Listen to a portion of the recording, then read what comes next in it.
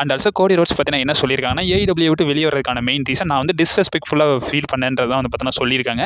And also அவர் 2 விஷயங்கள் W வச்சுமே பேசியிருக்காரு. இந்த இடத்துல கோடி ரோட்ஸ் பார்த்தீங்கன்னா என்ன சொல்லியிருக்காருன்னா, இந்த இடத்துல டபிள்யூ என்ன ஒரு விஷயம் சொல்கிறாங்கன்னா ஆல்மோஸ்ட் அவங்க டிஸ்ரெஸ்பெக்டே பண்ணுறாங்கன்னு வச்சுக்கிறோம். அவங்க ஒரு பெரிய கம்பெனி. ஸோ அவங்க வந்து பார்த்தீங்கன்னா என்ன சொல்கிறாங்கன்ற போது நான் அதை அக்செப்ட் பண்ணிட்டு தான் ஆகணும். பட் ஏஇடபிள்யூ கிட்ட வந்தோம்னா ஏஇடபிள்யூ உருவாக்குனதே நான் தான். அந்த இடத்துல வந்து பார்த்தீங்கன்னா நான் தான் ஏஇடபிள்யூ வந்து பார்த்தீங்கன்னா ப்ரொமோட்டும் பண்ணி உருவாக்கவும் செஞ்சேன். அந்த இடத்துல அவங்க இது என்ன பண்ணாங்கன்னா எனக்கு வந்து அது டிஸ்ரெஸ்பெக்ட்ஃபுல்லாக இருக்கும். அண்ட் ஆல்சோ ஸ்டில் அவங்க மேலே எனக்கு ஒரு மரியாதை இருக்குது. இருந்தாலும் ஒரு டிஸ்ரெஸ்பெக்ட் காரணமாக தான் நான் ஏஇடபிள்யூ விட்டு வெளியே வந்தேன்றதை நம்மளுடைய கோடி ரோட்ஸ் பார்த்து நான் பேசியிருக்கேன். என்னை பொறுத்த வரைக்கும் இந்த அமெரிக்கன் நைட்மேர்ன்ற கேரக்டர் எனக்கு ரொம்பவே பிடிச்சிருந்துச்சு. அதை நான் அப்படியே கண்டினியூஸாக கொண்டு போவேன். என்னோட பொறுத்த வரைக்கும் எனக்கு இந்த பிஸ்னஸில் வந்து பார்த்தீங்கன்னா சக்ஸஸ் ஆகணும்.